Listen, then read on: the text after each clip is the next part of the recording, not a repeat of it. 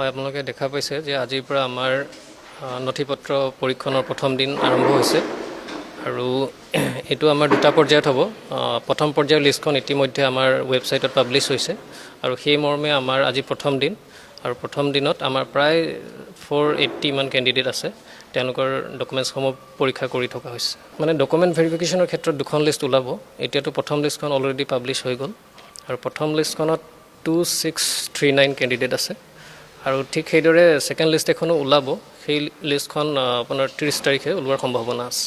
হয়, যদি তেওঁলোকক আমি ছেকেণ্ড চান্স দিব বিচাৰোঁ সেই গোটেইখিনি প্ৰক্ৰিয়া কিন্তু আমি 6 তাৰিখৰ ভিতৰতে কমপ্লিট কৰিম। গতিকে সেইটো আমাৰ বিবেচনাধীন হৈ আছে। সেইটো আমাৰ ওপৰৰ আমাৰ কৰ্তৃপক্ষৰ লগত আলোচনা কৰি সেই মৰ্মে আমি সিদ্ধান্ত ল'ম।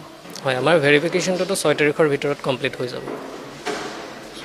6 ফেব্ৰুৱাৰীৰ ভিতৰত আমাৰ কমপ্লিট হৈ যাব। হয়, তাৰপিছতে আমি বাকীখিনিৰ কাৰণে আগবাঢ়িম।